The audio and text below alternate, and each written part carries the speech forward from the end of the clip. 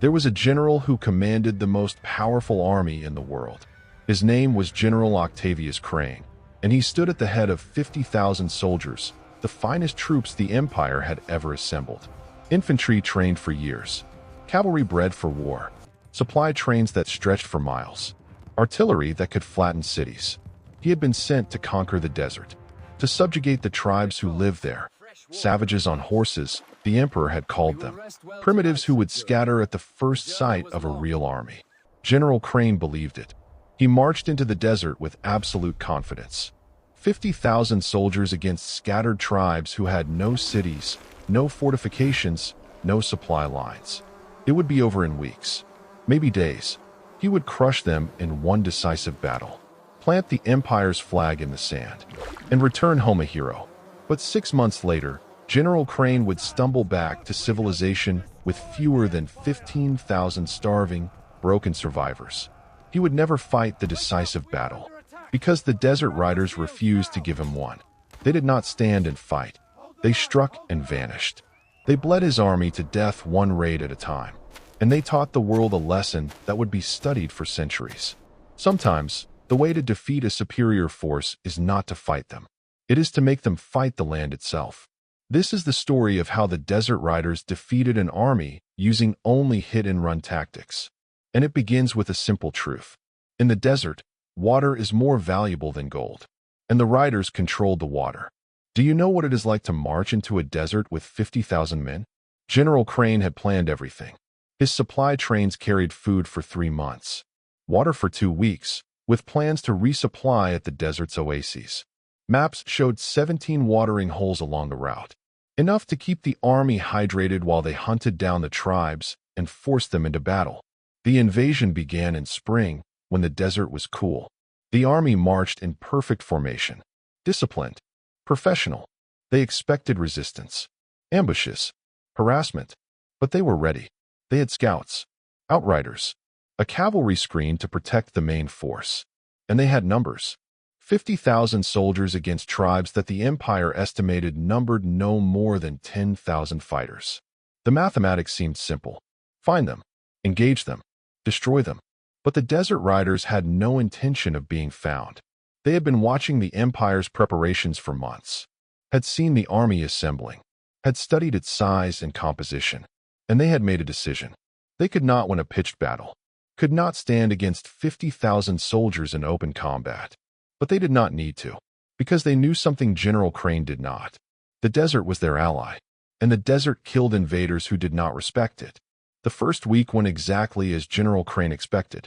The army made good progress, covered 20 miles a day, reached the first oasis without incident. The water was clean, plentiful. The soldiers filled their canteens and watered their horses. Morale was high. The desert riders were nowhere to be seen. Maybe they had fled, some officers suggested. Maybe the reputation of the empire's army had scared them away. General Crane allowed himself to believe it. Maybe this would be easier than expected. But when the army reached the second oasis 3 days later, they found the water poisoned. The well had been filled with dead animals. The carcasses were bloated and rotting. The water was black and stank of death. Unusable. General Crane ordered the well cleaned, but it would take days. Days they did not have. The army's water supplies were running low. They needed to reach the next oasis. According to the maps, it was only 2 days away. They could make it. They marched. And that night, the desert riders attacked for the first time. They came at midnight. 200 horsemen, silent until they were 50 yards from the camp. Then they lit torches, screamed war cries, fired arrows into the tents. The empire's soldiers scrambled for weapons, formed defensive lines, prepared to fight. But by the time they were organized, the riders were gone, melted back into the darkness. The attack lasted less than 5 minutes. 20 soldiers were dead, 50 were wounded, and the camp was in chaos. General Crane ordered patrols doubled, sentries tripled. He would not be caught off guard again. But the next night, the riders attacked a different part of the camp. Same tactics. Strike fast, kill a few, disappear. The night after that, they hit the supply train, burned 3 wagons before the guards could respond, and then they were gone again. General Crane sent cavalry to pursue them. The cavalry rode into the desert and never came back. Their bodies were found 2 days later, stripped of weapons and armor, left as a message. You are in our territory now, and we know this land better than you ever will. By the second week, the army's water situation was critical. They had reached the third oasis. It too was poisoned, and the fourth, and the fifth. Every single water source along their route had been contaminated. The desert riders had spent months preparing for this invasion. They had poisoned every well the Empire's maps showed, forced the army to rely entirely on the water they carried. And water is heavy. Water runs out. General Crane ordered rationing. Half rations, then quarter rations. Soldiers began to suffer from dehydration. The heat was oppressive. Men collapsed during marches. Some died. And every night, the riders attacked. Never the same place twice. Never in large numbers. Just enough to kill a few. To keep the army from sleeping. To wear down morale. The soldiers were exhausted. Paranoid. Jumping in the shadows. And they had not seen the enemy in daylight even once. How do you fight an enemy you cannot find? General Crane tried everything. He sent scouts to locate the riders' camps. The scouts never returned. He set ambushes along likely attack routes. The riders attacked from different directions. He split his army into smaller, faster units to chase the raiders. Those units were picked off one by one, isolated, surrounded, destroyed. The desert riders were always one step ahead, because they had eyes everywhere. The desert itself told them where the Empire's soldiers were. Dust clouds, disturbed sand, tracks. The riders could read the land like a book. And the Empire's soldiers, trained for fighting in forests and fields and cities, were blind in the desert. They left tracks everywhere, make noise, carried heavy equipment that slowed them down. They were not built for this environment, and the desert was killing them. By the third month, the army had lost 10,000 men, not in battle, from dehydration, disease, exhaustion, and the constant night raids. Morale was collapsing.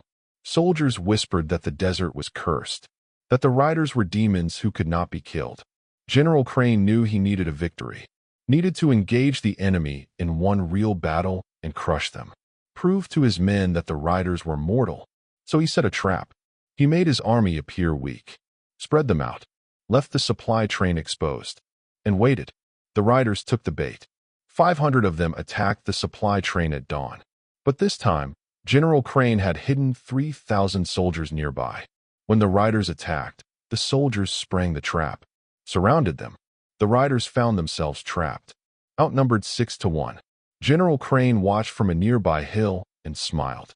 Finally, a real battle. He would annihilate them, prove that the Empire's might was unstoppable. But the riders did not panic. They did something he did not expect. They charged, not at the weakest point of the encirclement, at the strongest, straight at the concentrated mass of Empire soldiers. It seemed like suicide, but the riders knew something Crane did not. They were expendable. The 500 riders crashed into the Empire's lines with suicidal fury. They did not try to break through. They just caused chaos, disrupted the formation, created confusion. And while the Empire's soldiers were dealing with them, another force appeared. 2,000 riders. They had been waiting, hidden behind dunes. They hit the Empire's rear, smashed through the unprepared soldiers. And then both forces retreated, together, coordinated, leaving behind 500 dead riders and 3,000 dead Empire soldiers. General Crane had thought he was setting a trap, but the riders had turned it against him. They had sacrificed 500 of their own to kill 3,000 of his. And worse, they had shattered his soldiers' confidence. The men had thought they were finally going to win a battle. Instead, they had been mauled. The riders, outnumbered and surrounded, had still managed to kill more. How could they beat an enemy? Engage first. The battle resumed. The same brutal, grinding combat. Soldiers killing each other by the thousands. The fog made it worse. Men could barely see. They swung at shadows. Killed friends by accident. The confusion was total. And in that confusion, King Theodoric prepared his charge. He gathered his 3,000 horsemen. Explained the plan. We are going to charge through the center of their line. We are going to find King Maleric, and we are going to kill him. Most of us will die, but if we succeed, we save the kingdom. Are you with me? The horsemen, exhausted and bloodied, raised their swords. They were with him because he was their king, and because after 3 days of hell, they wanted it to end, even if ending it meant dying. The charge began at midday. 3,000 horsemen burst through the fog like thunder. They hit the Dravonian lines at full gallop, smashed through the infantry, trampled men beneath their hoofs. The shock was total. The Dravonians had not expected a cavalry charge through the center of their formation. They scrambled to respond, formed pike squares, tried to stop the horsemen. But King Theodoric and his cavalry kept pushing forward, cutting down anyone in their path, losing men with every yard. Horses fell. Riders were pulled from their saddles and killed. But they kept going, because they could see their target, King Malaric's banner, flying in the center of the Dravonian army, surrounded by his personal guard, 300 elite soldiers whose only job was to protect their king. King Theodoric and his cavalry crashed into them like a wave. The fighting was savage, close, personal. Theodoric fought like a man possessed. His sword rose and fell. Men died, but the royal guard was skilled, disciplined. They cut down the horsemen, one by one. The cavalry was being annihilated, but they had gotten close. So close. King Theodoric could see King Malaric now, 20 feet away. Malaric, realizing what was happening, drew his own sword, prepared to defend himself. The two kings met in combat, both old, both exhausted, both knowing that this moment would decide the war. They fought for less than a minute, but that minute felt like eternity. Theodoric was stronger. Malaric was faster. They traded blows. Theodoric's armor took hits that should have killed him. Malaric dodged strikes that would have ended the fight. And then, as the last of Theodoric's cavalry fell around them, as the royal guard closed in, Theodoric made a decision. He dropped his shield, grabbed Malaric's sword arm with his left hand, pulled him close, and drove his sword into Malaric's chest. The blade punched through armor, through flesh, through lungs and heart. Malaric's eyes went wide. He coughed blood and fell. King Theodoric stood over the body of his enemy, raised his bloody sword, and shouted a single word, "Victory!" And then the royal guard killed him. Spears and swords from every direction. King Theodoric fell, died on top of the man he had killed, but his shout had been heard. Across the battlefield, the Valorath soldiers saw their king's banner still flying, heard the word, "Victory!" and they surged forward. The Dravonians saw their king fall, saw King Theodoric's final triumph, and their will broke. The army that had fought for 3 days without retreating suddenly collapsed. Units fled. Officers tried to rally them but failed. The battle turned into a rout. The Dravonians ran, and the Valorath forces, energized by their king's sacrifice, pursued them, cut them down. By sunset, the Battle of the Plain of Sorrows was over. Of the 200,000 men who had fought, fewer than 80,000 survived. 120,000 dead in 3 days. The plain was a graveyard. Bodies stretched as far as the eye could see. Both kings were dead, but only one kingdom remained. Prince Aldric, now King Aldric, rode down from the hill, through the carnage, to where his father had fallen. He found the body, still holding the sword, still lying on top of King Malaric. Aldric knelt beside his father and cried, not just from grief, but from the weight of what had just been placed on his shoulders. He was 16 years old, and he was now the king of a shattered kingdom, an army reduced to 40,000 exhausted survivors, a treasury emptied by war, and the responsibility to build something from the ashes. His father had won the battle, but Aldric had to win the peace. King Aldric spent the next decade consolidating, and they took that away too. They did not beat us in battle. They beat us by making us fight the desert, and the desert does not lose. It just waits, and eventually, everyone who enters it without respect dies. We learned that. 35,000 of us learned that the hard way. The desert riders never pursued beyond their territory. They had no interest in conquest. They just wanted to be left alone. And they had proven that anyone who tried to invade their homeland would pay a terrible price. The empire never tried again. Neither did any other power. The desert remained independent, and the tribes continued their way of life. Riding, herding, living in harmony with a land that killed outsiders.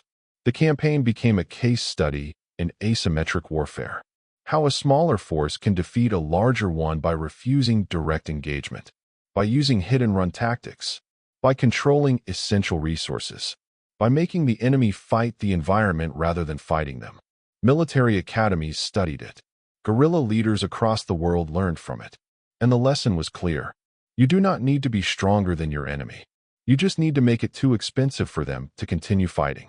Bleed them, exhaust them, break their will, and eventually, they will leave. The riders erected no monuments, held no victory parades.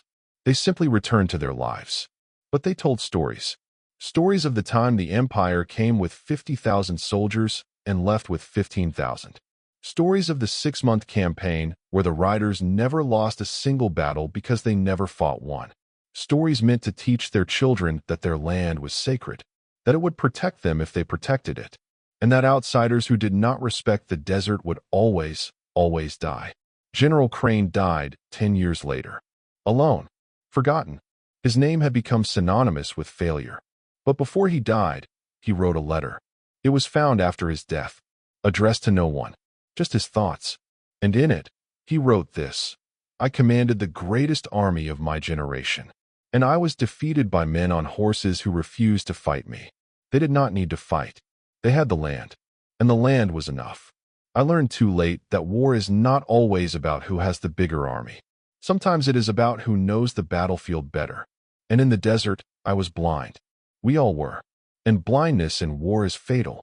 This is the story of how the desert riders defeated an army using only hit-and-run tactics. How they refused the battle their enemy wanted and fought the battle they could win. How they turned water into a weapon and patience into armor. How they proved that numbers mean nothing if you cannot bring them to bear. And how they taught an empire that some places cannot be conquered, because the people who live there understand something invaders never do.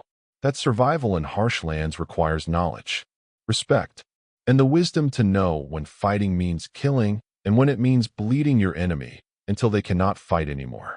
The desert riders chose the second path, and they won without ever giving the empire the battle it needed.